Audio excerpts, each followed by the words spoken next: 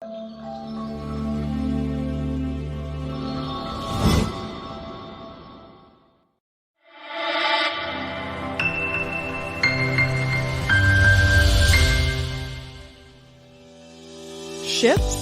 or Shipsy? Only you can decide. Find out more at shipzorz.com.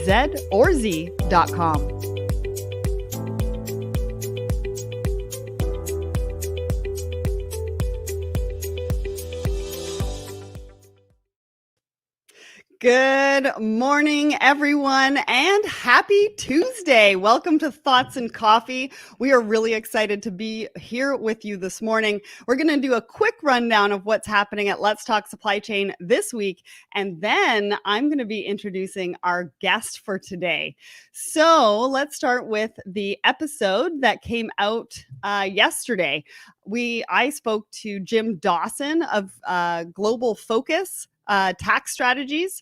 And we talked about how everybody is really taking a look at what they're doing from a supply chain strategy perspective and how important your tax strategy is to what you're talking about with your supply chain teams and where you're going to be moving your manufacturing and what that's going to look like in the future.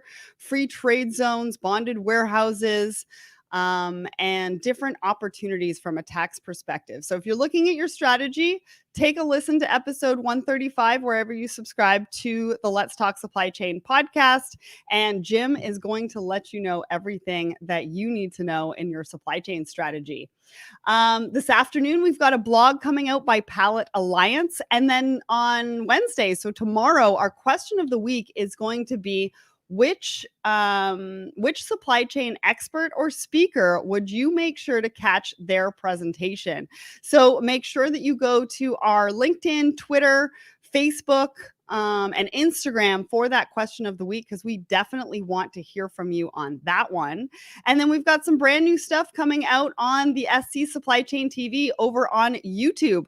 We've got a new Data Den with Susan Walsh coming out tomorrow afternoon. We've got a new Supply Chain Minute on Thursday morning. And then over on the podcast Thursday afternoon, we've got a brand new mini series with Tealbook.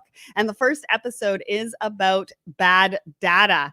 So next, I'm going to introduce you to our guest for today. And I think you all know him. His name is Daniel Stanton, and he is Mr. Supply Chain. So welcome to the show, Daniel. Sarah, thanks so much for having me. Good morning, good evening to all of our supply chain colleagues around the world. I know I keep saying good morning, but I mean, literally, we've got people coming at us from worldwide, and I should probably be a little bit more cognizant of where everybody is coming from. So good morning, good afternoon, good evening.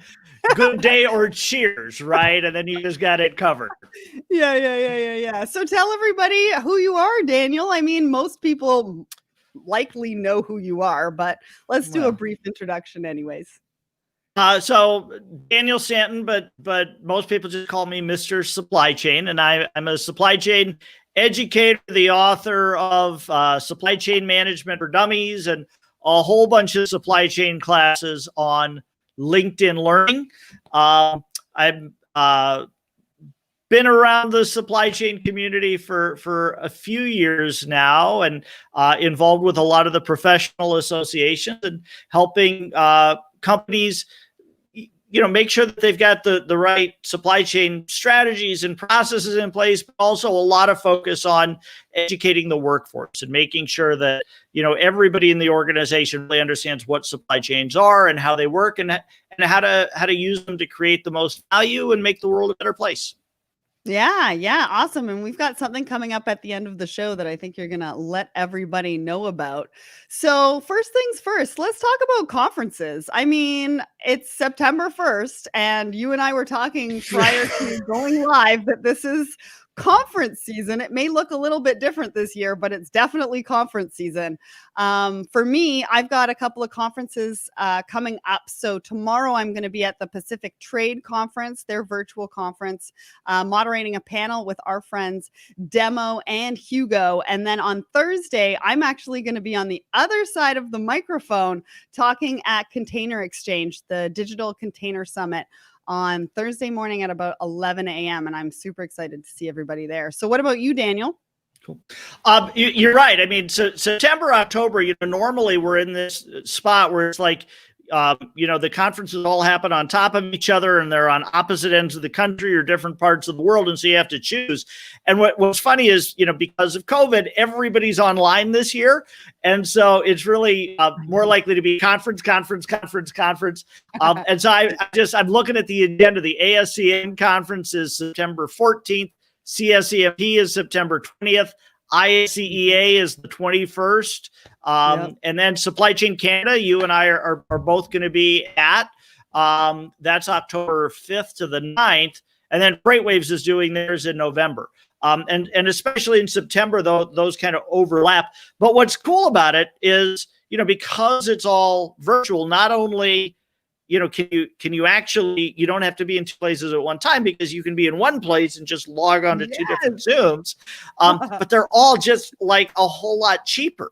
So, for folks, I know we all struggle with this. Like, where do you find the money? Who's going to pay for it? How do you handle being away from the office? And this year is really an incredible opportunity for everybody to do something, right? Yeah. I mean, if this year you don't choose one conference to attend and spend at least one day doing it, then I think you really got to look in the mirror and say, what am I investing in myself? Am I really trying to build a network and learn and stay current with what's happening in the profession? So great opportunity. I'm excited about, the next month and a half with conferences. Yeah. And it doesn't matter where you are in the world, right? You can attend, because they're virtual, you can attend conferences that are generally in person in the US that could be, way more expensive to be able to travel there, et cetera, et cetera, et cetera. So it's very much at your fingertips now. And just like you, I've got a lot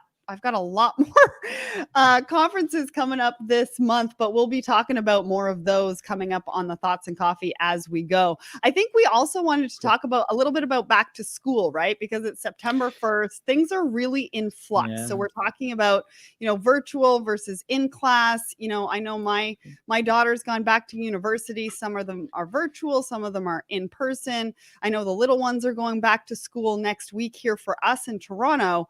What are we looking at from a university sort of professor level? Yeah, so this was our first week back. I'm teaching the Intro to Supply Chain course this semester at Bradley University back in Peoria, Illinois. Like a lot of schools and a lot of professors, like I think the way that Bradley has handled it is probably kind of representative. Students can go back to campus, but they have the option to elect to take their courses virtual. And many of the courses are just virtual. They've just kind of moved them online anyway. Yeah. And so for me, it really requires kind of going back to some first principles, going back to basics things and saying, okay, a lot of the things that I would normally do in the classroom just aren't going to work online. And rather than trying to make that fit and have it awkward, I really kind of just stepped back and said, okay, let me try to re-engineer this to work well in the current context. Great example is my first night of class is always playing a beer game, right? And I love that because it's a great icebreaker. Students get to know one another. It creates that cognitive dissonance, like, oh my goodness, how come I'm getting so stressed out about these poker chips and why is this so hard? Well, that you can't do that virtually. And so I was looking at some of the online beer game options, but then I went back and I said, it was about teaching them about the bullwhip effect. That was a good icebreaker. If I can't use that as an icebreaker, I've actually got to find a different icebreaker. And so I think a good example of what a lot of professors are dealing with, right? Of just how do you do this well? How do you make sure that it's a quality education, that the students are getting engaged, that they're really learning in this new environment, right? Using Zoom instead of being able to do face-to-face stuff. So it's going to be a wild ride for all of us, right? But we're off. Hang on, and we're going to figure it out, and we're going. I should point out, I've got a LinkedIn article talking about this, where I've asked other professors to say, hey, what are some of the things that you're trying? And so we've got a great collection now going of videos and articles and hot topics in the news that folks can plug into their classes. So if folks want to check out that article, you can find it by looking at my LinkedIn profile and then finding the articles. And if they've got other things they want to add, just throw in the comments and I'll edit the article and throw those in too. Yeah. Sort of like a running tally for everybody to sort of keep on top of everything. Because I find like everything's moving so quickly, everything's changing all the time, new rules, new regulations. Like, how do you just keep on top of everything? So before we move on, I just wanted to bring Colin Russell into the conversation. How do you think attendance will be if it's virtual? Some of the fun is getting out of the office and talking to peers and companies. So I'm actually hearing a lot about conferences going virtually and networking events. Once we can go back to in person, we'll be in person, but it'll be limited to a smaller number of people. I don't know if the large conferences with the large numbers are in person are going to come back. I have no idea. Daniel? Yeah, I mean, I got to believe they're going to come back someday, but the question is when, right? Yeah. So, but in terms of Chris's question about attendance, what I'm seeing is conference attendance is good. The numbers are solid. I think the reality is there's less commitment, right? When you get out of the office, you sort of you have to go to the session, right? You gotta go. If you paid 50 or 100 or 200 bucks to be able to access it online, and client is calling you at the same time saying, "Hey, I need to talk," it's a whole lot easier to just say, "Okay, never mind. I paid the money, but I'm not going to attend the conference." So that's my fear: is attendance might be pretty good, engagement might be lower. I hope that's not the case. The other thing I'll say though about the social stuff, I mean, I'm totally on board. Like, I would be lucky these days if I spend half of my time at a conference actually in sessions. I've just gotten so bad about, hanging out in the hallway and, I run into somebody that I really want to catch up with. They're doing right. It's terrible. So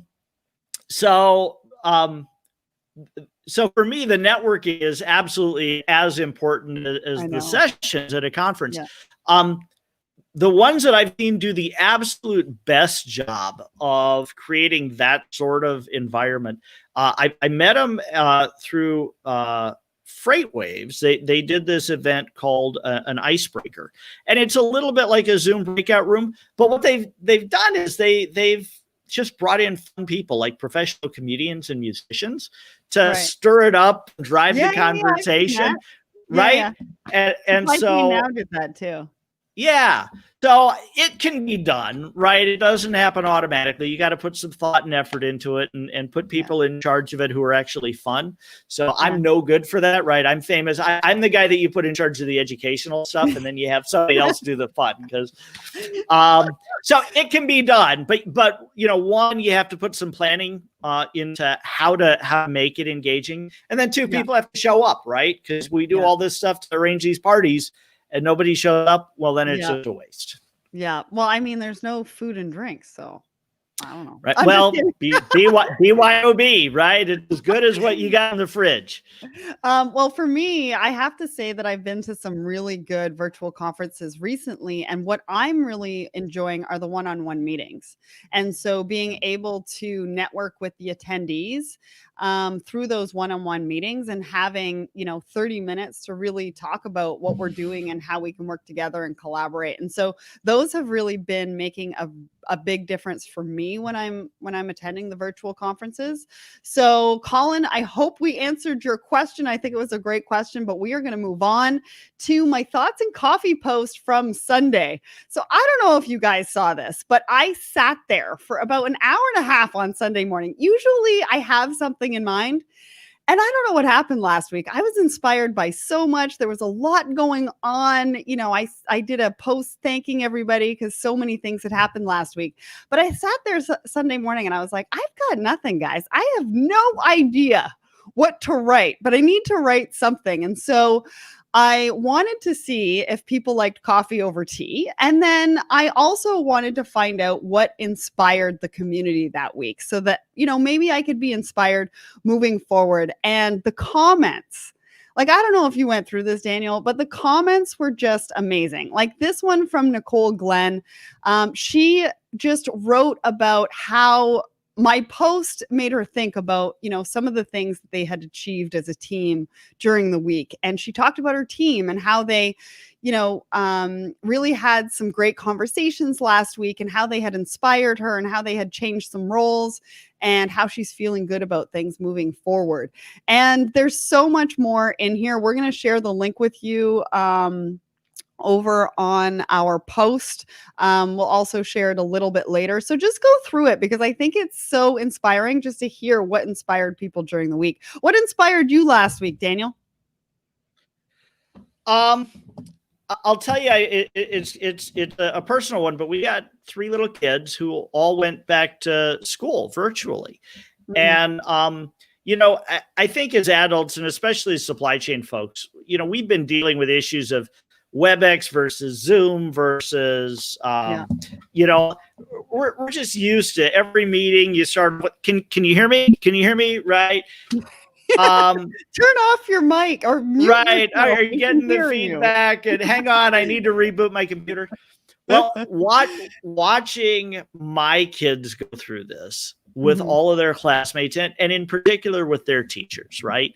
Yeah. And just how committed the teachers are to figuring out how to make this work.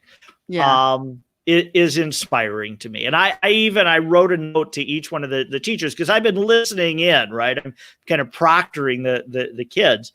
And like the stuff that the teachers, I would break down crying. I absolutely couldn't handle the stress and the frustration of like 12 kindergartners all talking at the same time, right? No, you need to mute. I am absolutely inspired by seeing these teachers really stepping out of their comfort zone and making the effort to learn the technology and to teach it to these little kids, and still working through all of that friction, get to the place that they're able to teach them the stuff that they actually need to know to be successful in school. It's amazing. Yeah, I would agree with you there. And I think there's a lot to be inspired about. There's a lot going on, and I think people are handling it very differently. But I also think that people are, coming to the table and finding different ways and working together more and collaborating, which I love, love, love to see. So now we're going to turn the tables onto our supply chain topics. And one of the most pressing supply chain topics that I've been hearing about recently is seafarers. I don't know if you guys have seen this, but there's a lot of talk around seafarers and why they're important to not only our economies, but they're also important to they're important for trade to be moving, and they're not being treated very well. So we're going to start with this first article, 5 reasons seafarers matter to the world. And I'm going to give a shout out to our friend, Jonathan Kemp, because he's the one that really put us onto what is happening with the seafarers. He's doing a lot over in Australia, talking about it, especially on LinkedIn. There's even a change.org petition going around that we can all sign to get behind them, because there's a lot going on. I mean, Daniel, I know you and I kind of spoke about this briefly in the beginning. What do you know about what's going on with the seafarers? Well, I'm an old sailor. I started my career in supply chain in the Navy. And so I can absolutely, relate to that challenge of, leaving home and being at sea and then pulling into foreign ports. And, the issue now is, we're all concerned about preventing the spread of COVID. And there are cases, I think Australia is one, where, folks come aboard from ships carrying the disease, and that becomes a vector for the spread. So, on the one hand, you absolutely want to, protect your citizens from having anybody come into the country, right? That's kind of protecting your borders and preventing the spread. On the other hand, you got to realize, that these folks that are out on the ships, that's a hard life. Yeah. And, you really look forward to port visits, right? The opportunity to touch dry land and have human contact with somebody other than the crew. Yeah. and then to be able to get home, right? So, if you're on a ship halfway around the world and something happens at home, and you need to get there, well, you need to be able to go ashore. You need to be able to get on an airplane and fly home. And, what's happening with COVID is making that virtually impossible. Yeah. So I don't think there are any easy answers, but I do think it's an issue that we need to be aware of and work on, because you're absolutely right. So much of the stuff, I look around, my studio here, I'll bet you every piece of equipment that I have has traveled in a shipping container across the ocean, right? Yeah. And so, those people who were, some of the many unsung heroes in our supply chains, we need to think about them and look after them and figure out, how to support them, and help them do their job safely, but not leave them stranded at sea, quite literally. Yeah. Yeah. So that first article was really talking about why they're so important to us in the world economies. And they're talking about how it's responsible for 90% of world economies. I mean, who really thinks about that? I mean, we're talking about people in our industry specifically who are at the front lines of global trade and really helping things keep moving as we go through this pandemic. And there's some people that have been on those boats for 11 months. They haven't seen anybody. They haven't seen their families. And so part of that debate is actually spoken about in this article, which will also post a link to both articles up in the comments of our post. We'll also post it in the actual header of the post a little bit later on as well, just so you can get educated on it and maybe get behind what's happening right now, because this is such a cause that is really so deep rooted in what we do every single day. And so this article talks about how there's a clash between governments and steamship lines, carriers, figuring out who is responsible for what. There's a comment on here about one of the seafarers that actually needed to get back to Mumbai. They dropped him off in Norway, and it took 4 airplanes and 7 days just to get home. I mean, think about it, right? Our passenger flights are down. So how are they getting home? They're also talking about how some of the carriers are looking to private jets. They're actually utilizing smaller aircrafts to ferry the seafarers on and off the boats. But this is a really critical thing, right? Because we need global trade to keep going. There are no Sundays in their schedule because they work absolutely every single day. You said it yourself. It's very grueling, and they're not seeing their families. So we want to make sure that we get this out there and that we talk about this more so that we can get behind those seafarers and really make a difference. The one thing I was going to throw in for historical context, the word quarantine actually is rooted in this issue, because in days of a prior pandemic, in England, the requirement was when a ship pulled into port, it had to sit there for 40 days in the port before the seafarers were allowed to come ashore. And that was to make sure that they were not infected. And so, this issue of, sort of stranding sailors on the ship, it's not a new problem. But I guess the argument that I would make is in 2020, with all the benefits and advances in science and medicine and technology, we should have better ways of handling this than what we did in the Middle Ages. Yeah. No, absolutely. And I mean, it's not something new. So we really should be able to solve this fairly quickly and not have them stranded on those boats. So anyways, we will have those articles posted for you. And now we're going on to our last topic. Got a couple of minutes for that. And then I know you want to talk about something before we end off. And so this one is about social distancing in the supply chain. I mean, I don't know if everybody is talking about this or not. I would assume that they are.